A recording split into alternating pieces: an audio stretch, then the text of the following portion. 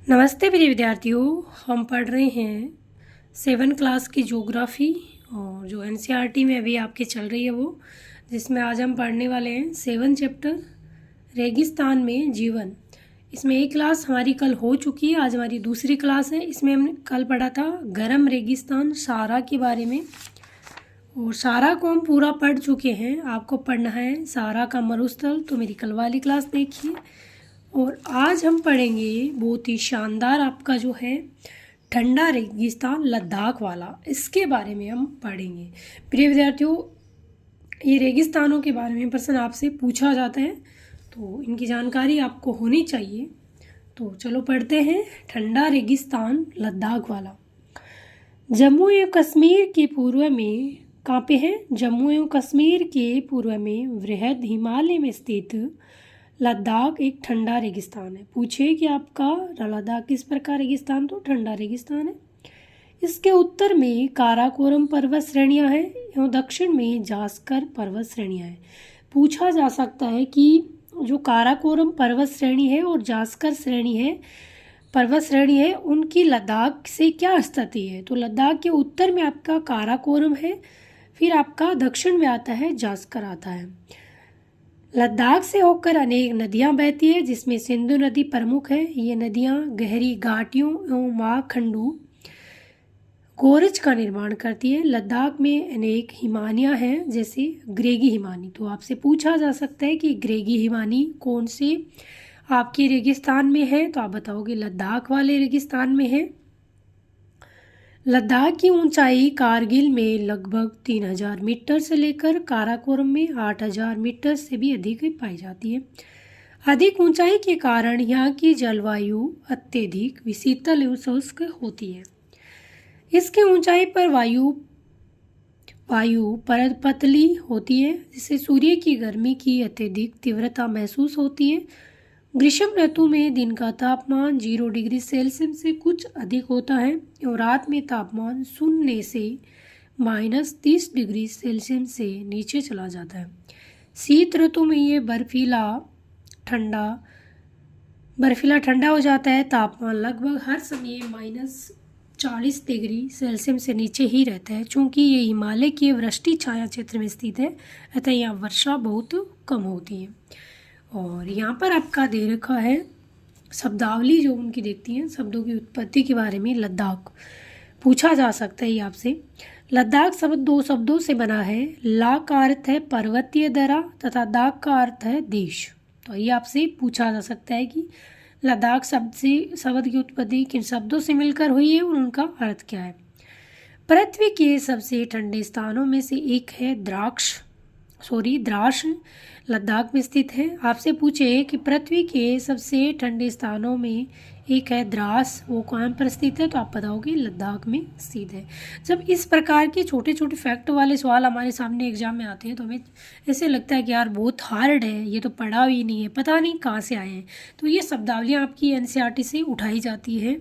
अगर आपकी एनसीईआरटी पढ़ी हुई है तो ये प्रश्न आपके गलत नहीं होंगे।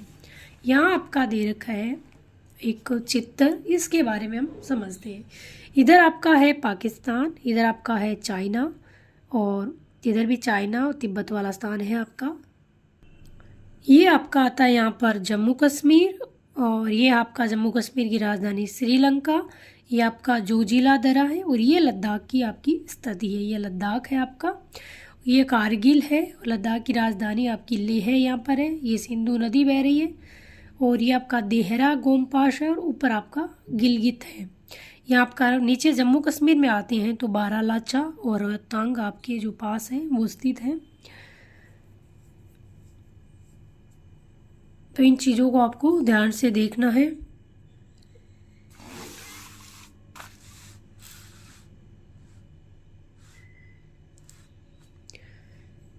मुश्किल से 10 सेंटीमीटर प्रति वर्ष यहाँ पर क्या होती है? बारिश होती है। ये क्षेत्र बर्फीली का क्या है? ये क्षेत्र बर्फीली हवाओं, तेज जलने वाली सूर्य ताप का अनुभव कराता है। यह जानकर आपको आश्चर्य होगा कि यदि आप सूर्य की धूप में इस तरह बैठें कि आपके पैर छाया में हो तो आप एक साथ एक समय पर ही उष्माघात एवं तुषार घात से ग्रसित हो सकते हैं। इस प्रकार की वहाँ गर्मी और सर्दी का मौसम रहता है। वनस्पति जात एवं प्राणी जात, जो लद्दाख की आपकी वह किस प्रकार की वनस्पतियाँ पाई जाती है, किस प्रकार के लोग यहाँ पर रहते हैं। यहाँ उच्च शुष्कता के कारण वनस्पति विरल है। या जानवरों के चरने के लिए कहीं कहीं पर घास और छोटी झाड़ियाँ मिलती है। घाटी में सरपत विलो एक पॉपुलर के उपवन देखे जा सकते हैं। आपसे पूछा जा सकता है कि सरपत विलो आपका होता है जो बल्ला बनाने की सर्वश्रेष्ठ लकड़ी होती है, जो आपके बैट बनते हैं, जो बैट वाला बल्ला बनता है तो इसी से बनता है। तो ये पूछा जाता है कि बल्ला जो क्रिकेट का बल्ला बनता है वो किस लकड़ी से बनता है, तो आपकी सरपत विलो से बनता है। ग्रीष्म ऋतु में सेब, खुबानी एवं अखरोट जैसे जैसे पेड़ फलवित होते हैं। लद्दाख में पक्षियों की विभिन्न प्रजातियां नजर आती हैं। इसमें रोबिन, रेड स्टार्क, तिब्बती स्नोकॉक, रेवेन एवं हूप यहाँ पाए जाने वाले सामान्य पक्षी हैं। इनमें से कुछ प्रवासी पक्षी हैं। लद्दाख के पशुओं में जंगली बकरी, जंगली भेड़, याक एवं विशेष प्रकार के कुत्ते आदि पाए जाते हैं। ये पूछा जाता है कि याक आपका कहाँ पाया जाता है, तो लद्दाख में पाया जाता है। इन पशुओं को दूध, मांस एवं खाल प्राप्त करने के लिए पाला जाता है। याक के दूध का उपयोग पनीर एवं मक्खन बनाने के लिए होता है। भेड़ एवं बकरी के बालों का उपयोग ऊनी वस्त्र बनाने के लिए होता है। लद्दाख को खापा चान भी कहते हैं। आपसे पूछे कि लद्दाख को क्या कहते हैं, खापा चान किसे कहते हैं, तो आपको बताओगे लद्दाख को, जिसका अर्थ होता है हिमभूमि। यहाँ पर आपका दे रखा है चिरू या तिब्बती एंटीलोप एक विलुप्त प्राय जीव है। इसका शिकार शाहतूश नामक इसके ऊन के लिए होता है, जो वजन में हल्का व अत्यधिक गर्म होता है। यहाँ पर देखा है क्रिकेट का सबसे अच्छा बल्ला सरपत विलो पेड़ की लकड़ी से बनाया जाता है। ये प्रश्न मुझे याद आ रहा है कि एग्जाम तो पता नहीं कौन सा था, ये याद नहीं आ रहा है, पर ये प्रश्न इसी प्रकार पूछा गया था कि क्रिकेट का सबसे अच्छा बल्ला बनाने के लिए किस पेड़ की लकड़ी का उपयोग किया जाता है, तो आपका सरपत विलो की लकड़ी का उपयोग किया जाता है। यहाँ पर है कि जो लद्दाख के लोग हैं वो कौन से लोग यहाँ पर रहते हैं, किस प्रकार उनका जनजीवन है, इसको देखते हैं हम। क्या आप लद्दाख एवं तिब्बत तथा मध्य एशिया के निवासियों के बीच कोई समानता पाते हैं। यहाँ के अधिकांश लोग या तो मुसलमान या बौद्ध, ये देखो ये स्टेटमेंट इसी प्रकार पूछा जाता है कि यहाँ पर कौन से लोग रहते हैं, अधिकांश लोग मुसलमान हैं या बौद्ध हैं। वास्तव में लद्दाख क्षेत्र में अनेक बौद्ध मठ अपने परंपरागत गोपा के साथ स्थित हैं। कुछ प्रसिद्ध मठ हैं, ये मठ आपके पूछे जाते हैं वेरीमोस्ट, हेमिस, थिक्से, से एवं लामा यूरू। आपसे पूछेंगे कि हेमिस, थिक्से, से एवं लामा यूरू क्या चीज़ है, आप बताओगे आपके लद्दाख रेगिस्तान के प्रमुख मठ हैं। ग्रीष्म ऋतु में यहाँ के निवासी जो आलू, मटर, सेम एवं शलजम की खेती करते हैं। शीत ऋतु में जलवायु इतनी कष्टकारी होती है कि लोग धार्मिक अनुष्ठानों एवं उत्सवों में अपने आप को व्यस्त रखते हैं। यहाँ की महिलाएं अत्यधिक परिश्रमी होती है। वे केवल घर एवं खेत में ही काम नहीं करती बल्कि छोटे व्यवसायों और दुकानें भी संभालती है। लद्दाख की राजधानी लेह है, सड़क एवं वायु मार्ग द्वारा भली भांति जुड़ी हुई है। आपसे पूछे कि लद्दाख की राजधानी, तो आप बताओगे लेह है। राष्ट्रीय राजमार्ग 1A लेह को जोजिला दर्रा होते हुए कश्मीर घाटी से जोड़ता है। वेरी मोस्ट आपसे पूछा जा सकता है कि कौन सा राष्ट्रीय राजमार्ग है जो लेह को जोजिला दर्रा होते हुए कश्मीर घाटी से जोड़ता है, तो राष्ट्रीय राजमार्ग 1A है। क्या आप हिमालय के कुछ अन्य दर्रों के बारे में बता सकते हैं। ये आपका जो इस प्रकार के मठ आपके लद्दाख में है, ये है थिक्से मठ, ये लद्दाख का मठ है। जो बौद्ध मठ होते हैं उनके बारे में दे रखा है।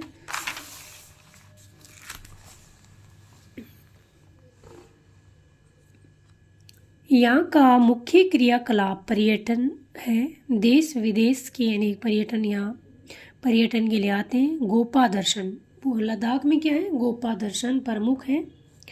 घास के मैदानों व हिमनदों की सैर, उत्सव अनुष्ठानों को देखना यहाँ के प्रमुख पर्यटक आकर्षण है। आधुनिकीकरण के फलस्वरूप यहाँ के जनजीवन में परिवर्तन आ रहा है, लेकिन लद्दाख के लोगों ने शताब्दियों से प्रकृति के साथ समन्वय और संतुलन करना सीखा है। जल एवं ईंधन जैसे संसाधनों की कमी के कारण ये आवश्यकता अनुसार एवं मितव्ययता से ही इनका उपयोग करते हैं और कुछ भी व्यर्थ नहीं करते हैं। ये बहुत अच्छी बात है। ये आपकी एक लद्दाख की जो संस्कृति है, पारंपरिक वेशभूषा में लद्दाखी महिलाएं इस प्रकार की आपकी वेशभूषाएं वहाँ होती है। और यहाँ पर दे रखा आपका फिर फैक्ट, मनाली लेह राजमार्ग 4 दर्रों से गुजरता है। रोहतांगला, बारालाचाला, लुनगालाचाला एवं टंगलंगला। ये राजमार्ग केवल जुलाई से सितंबर के बीच खुलता है, जब बर्फ़ को मार्ग से हटा दिया जाता है।